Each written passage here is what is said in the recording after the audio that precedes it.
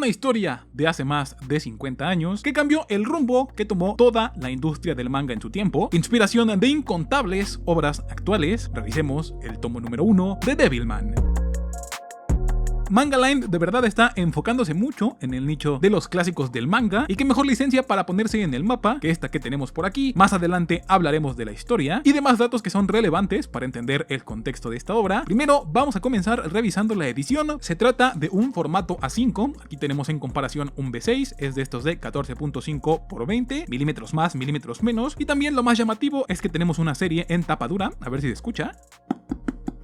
Si se siente de una calidad superior. Aquí tenemos la portada, desde ahí tenemos ya algo bastante particular, porque esta portada es exclusiva de esta edición, que por cierto está basada en la versión de Kodansha, donde se agregan algunos capítulos. Eso sí, Manga Line directamente nos dijo que no se iba a incluir Shin Devilman, ya que era una historia completamente aparte, así que habrá que ver más o menos cómo termina acomodando esta versión. Pero bueno, estos cambios siempre fueron hechos directamente por parte de Go Nagai, sigue siendo contada oficialmente por el autor, simplemente ya saben que de repente se les pega la locura esta de reacomodar cosas en su historia después de unos años, por ejemplo lo que estuvo haciendo el señor Masami Kurumada con la Saint Seiya Final Edition, así que esa es la idea más o menos. Y pues ahora sí entramos directamente al arte. Aquí en el centro tenemos al buen Devilman junto con una cara muy característica de él en la parte de atrás. Por encima tenemos el título junto con el número del volumen, y en la parte de abajo concluimos con el nombre del autor así como el logo de la editorial, y no hay muchísimo más. Es una portada sumamente limpia, la tenemos en acabado brillante, sobre cubierta también, que es exclusiva para la preventa que hubo esta semana pasada. Si están viendo esto justamente el día que sale, probablemente todavía alcancen a pedirla, pero son cantidades limitadas, así que tengan eso en mente. Ya por la parte de atrás tenemos al señor Akira Fudo, nuestro protagonista, justo antes de transformarse. En la parte de arriba a la izquierda tenemos los créditos para el señor Go Nagai y Dynamic Planning, mientras que del lado derecho tenemos ya el código de barras de Manga Line, perteneciente a su Nostalgic Line, con una lectura recomendada para mayores de 18 años. En las pestañas de la sobrecubierta, en la posterior, primero nos vamos a encontrar el logo original de la historia, junto con una pequeña ilustración en la parte de abajo,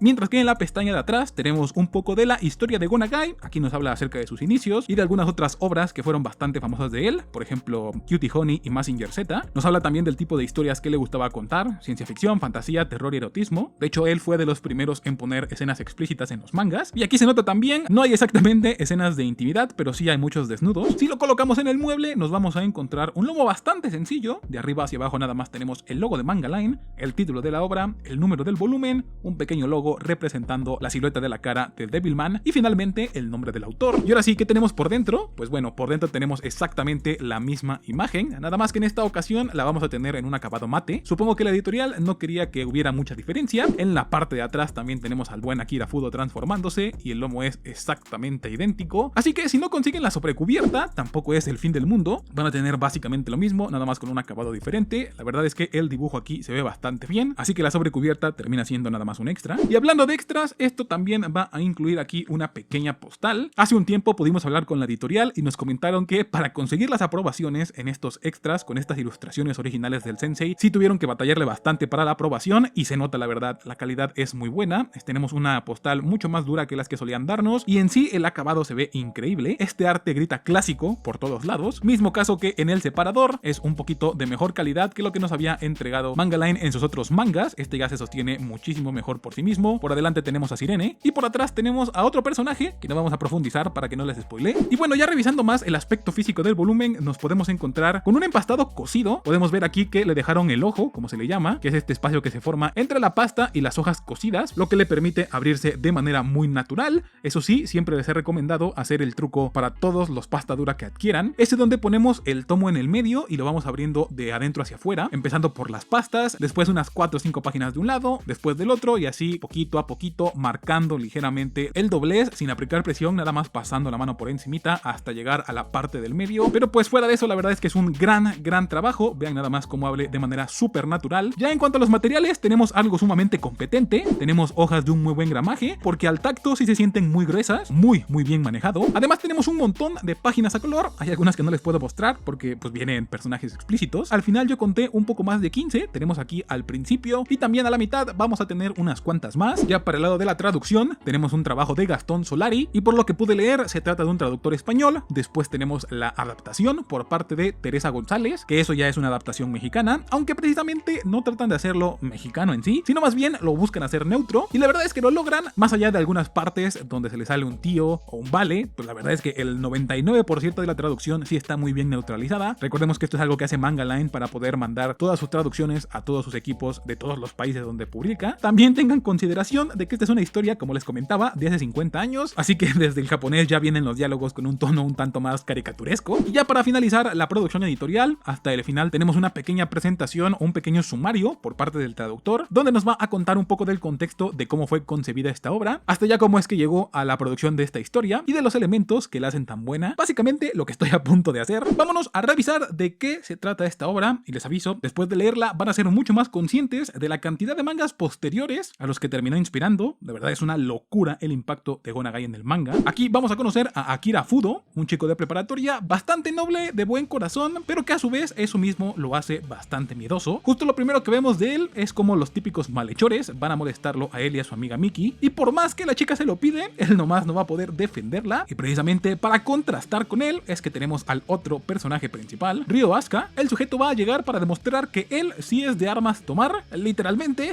porque va a terminar dispersando a los malos con un rifle de caza modificado. Y aquí vemos un poquito de la relación que tiene con Akira, ya que el sujeto termina botando a Miki a media calle para poder irse con Ryo en su carro, hablando de que Akira le tiene mucha admiración. Y ya aquí es cuando comprendemos un poquito del contexto de sus vidas. Akira y Ryo eran amigos de la infancia, hasta que la familia Fudo se mudó al extranjero por el trabajo del papá, pero Akira tenía que continuar con sus estudios, por lo que se quedó en Japón y comenzó a vivir con la familia de Miki, provocando que se cambiase de escuela. Es por eso que se separó de Ryo y ya hacía más de un mes que no lo veía. Precisamente en este mes fue cuando la vida de Ryo cambió por completo, ya que su padre, un arqueólogo, terminó acabando con su propia existencia al inmolarse vivo, y con ello, en palabras de Ryo, le dejó una herencia horrible. Una vez llegados a su mansión, el rubio le comenta a Akira que su padre al inmolarse dejó restos que indicaban un peso corporal del doble de lo que solía pesar, dando a entender que no era el único ente habitando en su cuerpo. Es entonces cuando Ryo le cuenta a Akira el último descubrimiento de su padre. Los demonios existieron en el Pleistoceno como la primera raza inteligente del planeta, e incluso logró comprobarlo con esta máscara de piedra que encontró en unas ruinas mayas. La vida de los demonios hace millones de años consistía en pelear entre ellos por el poder y el alimento, hasta que la edad glacial los terminó congelando, y fue entonces cuando la historia como la conocemos continuó. Sin embargo, de vez en cuando algunos demonios eran capaces de escapar de esta prisión, y con su habilidad de fusionarse con otros seres vivos es como se dio origen a muchas de las leyendas que tenemos actualmente. Los vampiros son demonios fusionados con murciélagos, los hombres lobo eran demonios fusionados pues con lobos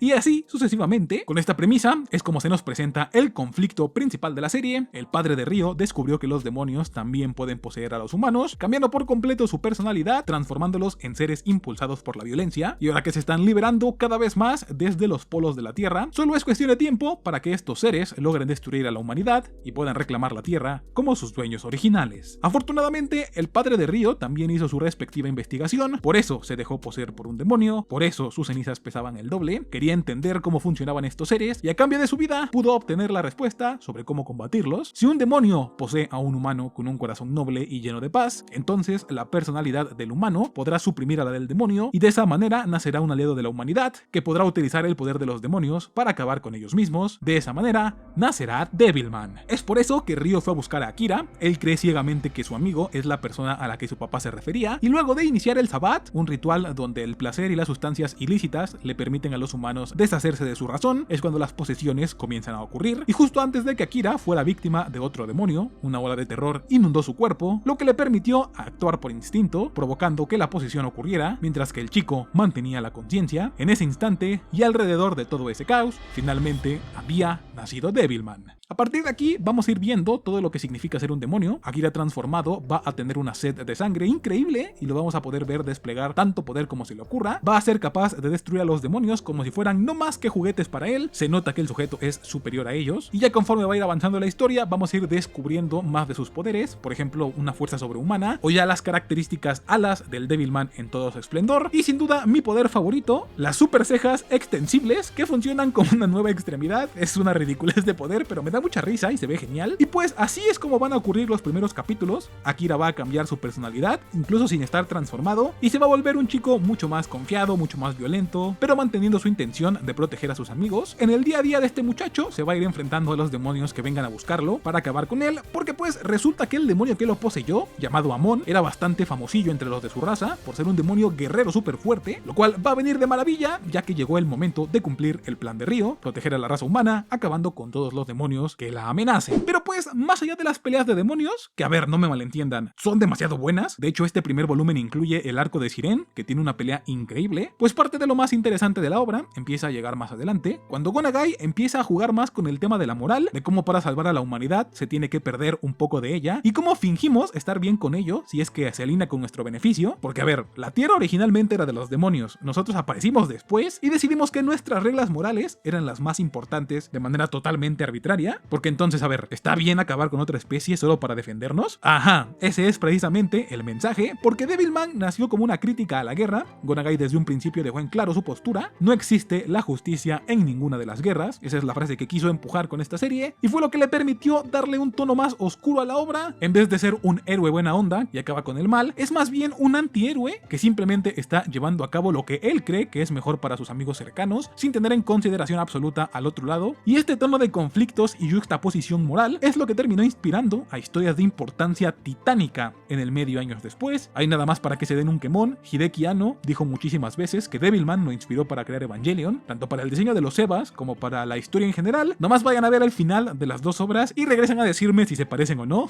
También Nanase Okawa, una de las clams, dijo que esta premisa de Devilman, de tener dos bandos con sus respectivas motivaciones peleando por el destino de la Tierra, con un tono apocalíptico, es lo que terminó desembocando en la creación de X. Y pues ya en cosas más sutiles, esta serie también comenzó, o bueno, popularizó el arquetipo del chico protagonista que debe usar poderes demoníacos y surgidos del mal para poder alcanzar sus objetivos, arquetipo que a día del sol de hoy es demasiado usado todavía. Así que sí, Go Nagai fue la primera persona que empezó a empujar el manga hacia un lado más adulto, oscuro y explícito. Es por eso que algunos se refieren a él como el padre del seinen, porque incluso antes de que existiera la demografía, con sus tramas un poquito más complejas y serias, él ya la estaba definiendo, y finalmente tener una de sus obras más importantes de toda la historia en el país es sin duda un suceso muy relevante para el manga en México. Pero bueno, eso ha sido todo por parte de Devilman, una de las cuantas obras del genio de Go Nagai. Por si no lo sabían, es el mismo autor de Mazinger Z, efectivamente la historia que inventó el género de los mechas, nada más para que se den una idea de lo amplio que fue el abanico del señor. Una gran historia que afortunadamente yo ya había leído, lo leí en menos de un día, fue ridículamente sencillo, y eso es obviamente gracias al estilo de escritura del señor Go Nagai. No lo mencioné mucho, pero su manejo de diálogos en la historia es simplemente magistral, no se sobrecomplica, y créanme que hay páginas donde hay mucho diálogo, pero él es capaz de mezclarlo de manera magistral con acción y cosas así para que no lo sientas tan pesado. Uno de los cuantos talentos del señor que van a entender mejor cuando lo lean. Sin duda alguna, esta es una obra que recomiendo ampliamente. Yo sé que el precio es un poquito llamativo, 599 por un solo tomo, como que sí llega a descolocar, pero pues ustedes ya vieron todo lo que incluye esta edición. Además, nada más van a ser 3 volúmenes. Yo creo que si le van a dar una oportunidad a Manga Line, esta es la obra con la que deberían hacerlo. Aprovechen que ya está en venta, les voy a dejar el link para la página aquí abajo. Y pues nada, esto va a ser todo por el día de hoy. Muchas gracias a los miembros del canal que hacen posible continuar con este proyecto. Ya saben que mi nombre fue Miguel Solís